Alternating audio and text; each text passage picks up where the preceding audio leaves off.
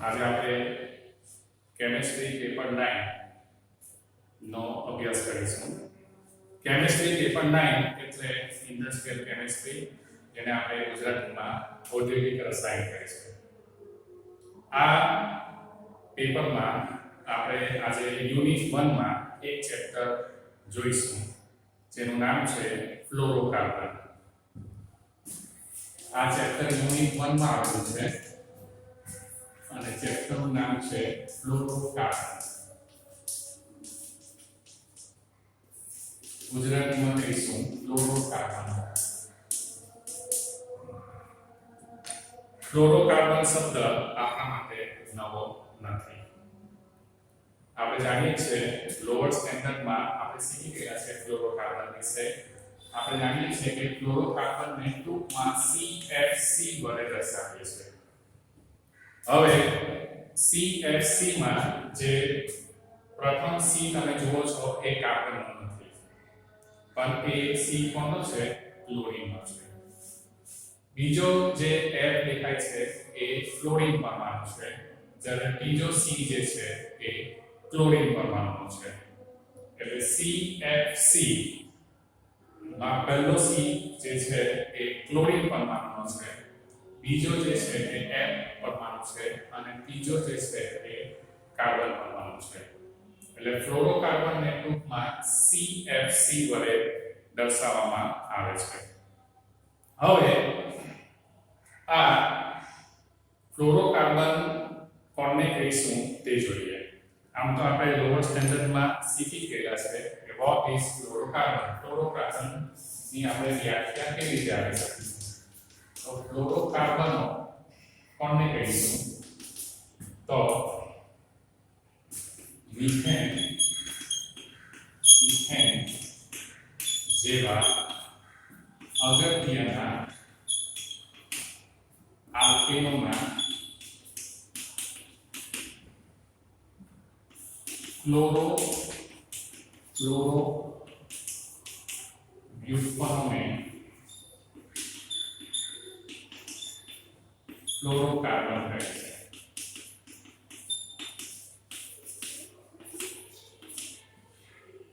અગત્યનો શબ્દ ફ્લોરો વ્યુત્પન્ન, ડેરિવેટિવ્સ ઓફ ફ્લોરો. એટલે ફ્લોરોકાર્બન કોને કહીશું? કે મિથેન, ઇથેન જેવા અગત્યના આલ્કેનોના ફ્લોરો વ્યુત્પન્નોને ફ્લોરોકાર્બન કહેવામાં આવે છે. વ્યવહારમાં ફ્લોરોકાર્બનને બીજા નામથી પણ ઓળખવામાં આવે છે. બીજું નામ એટલે એને કેવી રીતે ઓળખવામાં આવે છે? ફ્રીઓન.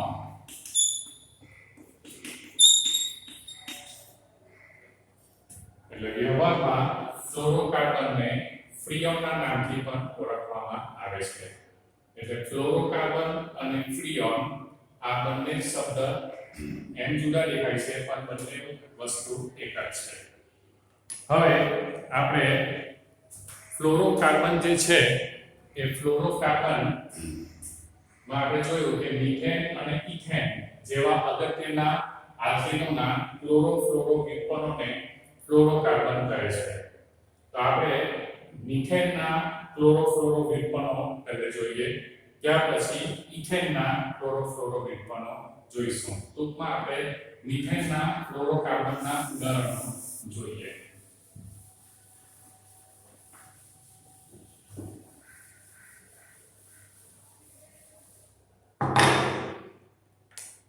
મિથેનના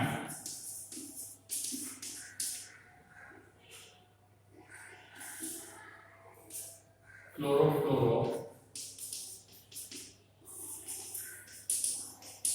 વ્યુત્પન્નો. મિથેનના ફ્લોરો વ્યુત્પન્નો આપણે ખબર છે કે મિથેન એ જેનું સૂત્ર આપણે ખબર છે CH4, બરાબર. એ કાર્બન સાથે 4 હાઇડ્રોજન પરમાણુ જોડાયેલા છે. હવે મિથેનના ફ્લોરો વ્યુત્પન્નો જોઈશું. એમાં આપણે જે ઉદાહરણ જોઈશું તે વ્યાખ્યા પ્રમાણે હાઇડ્રોજન પરમાણુની જગ્યાએ ક્લોરીન અને ફ્લોરીન પરમાણુ દાખલ થશે. મિથેનમાં. એટલે આપણે એક ટેબલ દોરીશું જેમાં સૌથી પહેલા આપણે લખીએ પહેલું કારણ આપણે લખીશું અણુસૂત્ર. અણુસૂત્ર આપણે પહેલા લખીશું. ત્યાર પછી બીજું નામ આપણે રાખીશું કોમન નેમ, સામાન્ય નામ. અને ત્રીજું જે છે એ નામ રાખીશું આપણે ઇન્ડસ્ટ્રીયલ નેમ, ઔદ્યોગિક નામ.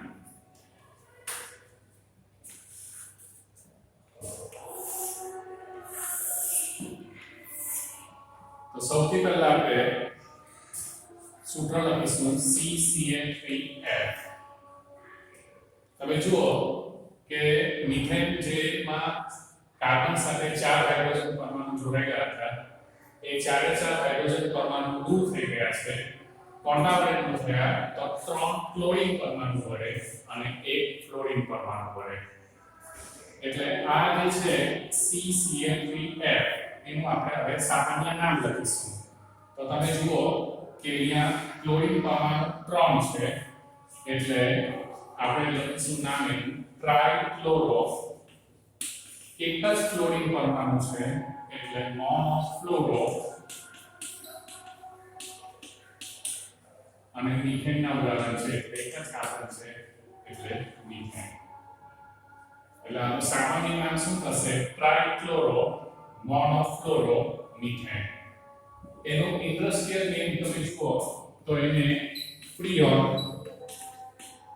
11 ના નામથી ઓળખવામાં આવે છે. ઇન્ડસ્ટ્રીયલ નેમ એનું ફ્રીઓન 11 છે. એટલે કે ફ્લોરોકાર્બન 11 તરીકે બી આપણે ઓળખી શકીએ. ત્યાર પછી આપણે બીજું ઉદાહરણ જોઈએ CCl2F2. CCl2F2. હવે તમે જુઓ કે CH4 માં જે 4 હાઇડ્રોજન હતા તેમાંથી 2 હાઇડ્રોજન પરમાણુ ક્લોરીન પરમાણુ વડે દૂર થાય છે જ્યારે 2 હાઇડ્રોજન પરમાણુ ફ્લોરીન પરમાણુ વડે દૂર થાય છે. તો આનું નામ થશે 2 ક્લોરીન પરમાણુ છે એટલે ડાઇક્લોરો. 2 ફ્લોરીન પરમાણુ છે એટલે ડાઇફ્લોરો મિથેન. ડાઇફ્લોરો મિથેન. એને ઇન્ડસ્ટ્રીયલ નેમ આપવામાં આવ્યું છે ફ્રીઓન 12. અને ઇન્ડસ્ટ્રીયલ નેમ ઔદ્યોગિક નામ ફ્રીઓન 12 અથવા ફ્લોરોકાર્બન 12 તરીકે ઓળખાય છે.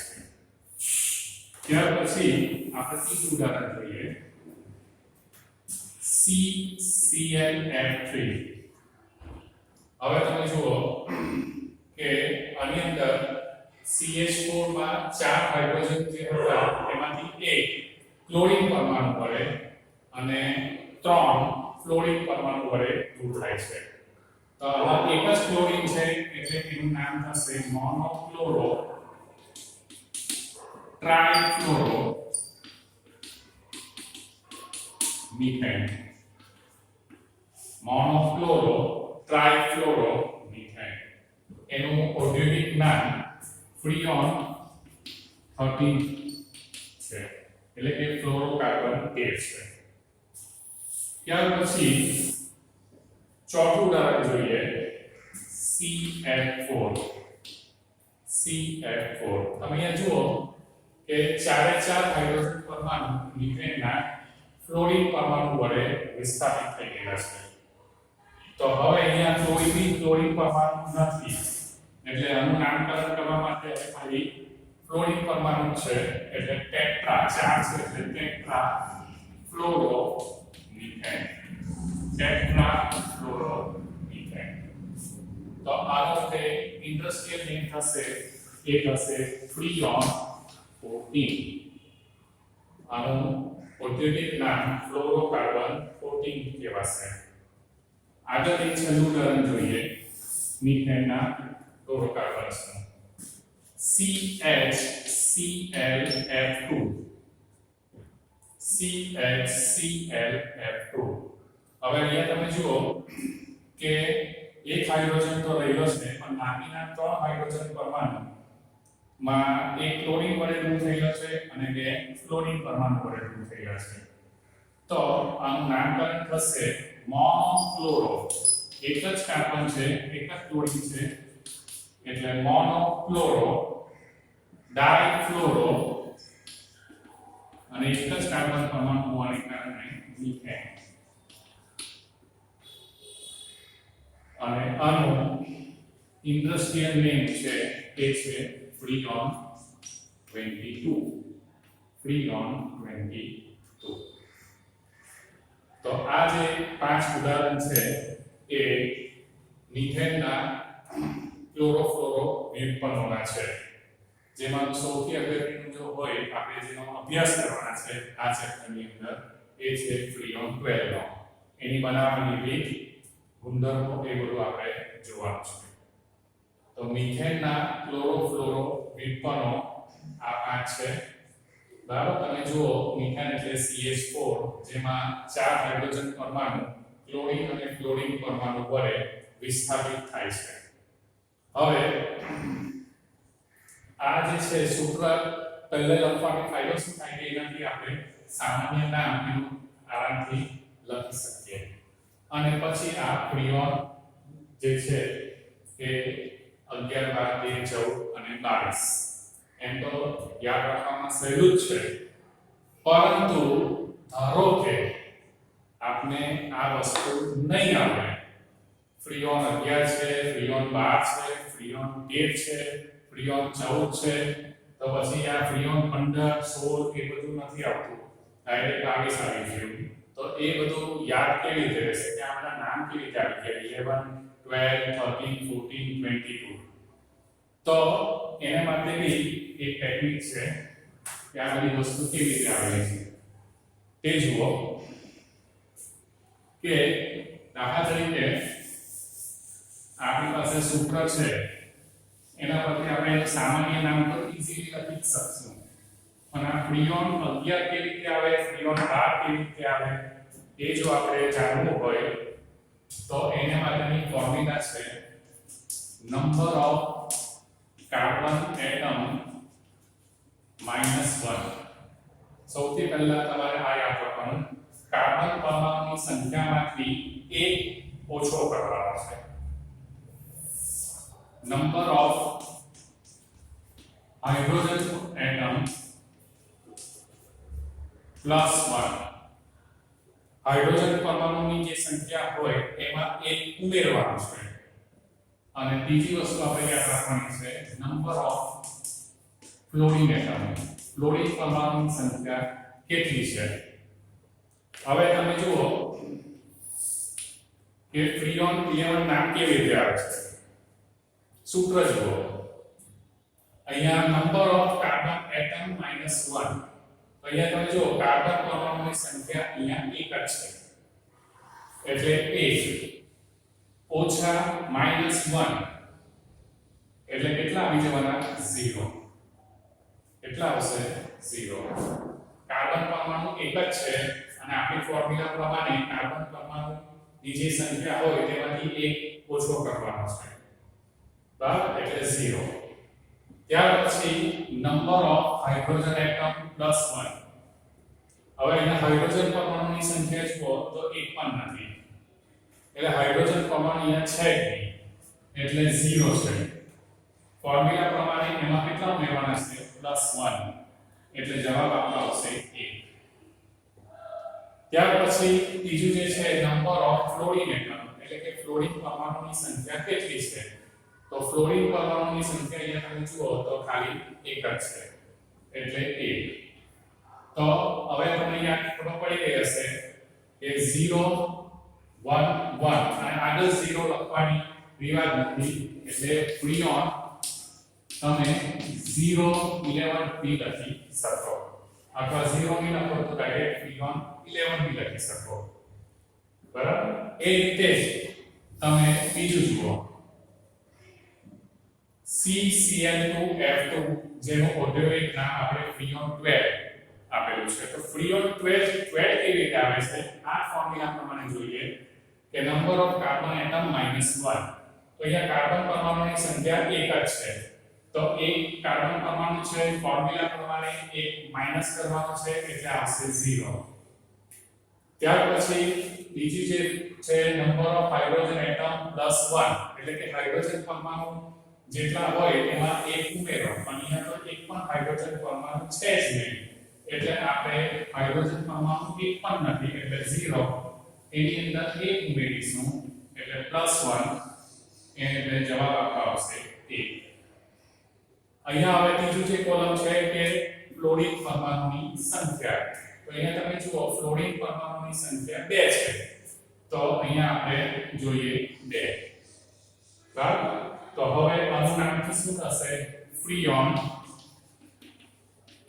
પહેલી કોલમમાં આપણે 0 મળેલો એટલે 0 લખીએ બીજી કોલમમાં 1 મળેલો છે એટલે 1 લખીએ અને ત્રીજી કોલમ પ્રમાણે 2 મળે છે એટલે 2 મળેલો છે એટલે કે ફ્રીઓન 012 લખીએ અથવા તો ફ્રીઓન 12 લખો તો બી ચાલે ત્યાર પછી તમે ત્રીજું જુઓ CClF3 CClF3 તો અહીંયા તમે જુઓ કાર્બન પરમાણુ એક જ છે આપણા સૂત્ર પ્રમાણે કાર્બન પરમાણુની સંખ્યા -1 એટલે અહીંયા આવશે મતલબ તો 0 ત્યાર પછી હાઇડ્રોજનની સંખ્યા આવા સૂત્રમાં એક પણ નથી એટલે હાઇડ્રોજન એક પણ નથી એટલે 0 એમાં એક ઉમેરો સૂત્ર પ્રમાણે એટલે ટોટલ આપણો જવાબ આવે 1 ફ્લોરિન પરમાણુની સંખ્યા 3 છે એટલે 3 તો હવે આપણે પહેલા કોલમમાં આપણે 0 મળેલો છે એટલે આપણે પહેલા સામાન્ય નામ ફ્રીઓન તો લખી દઈએ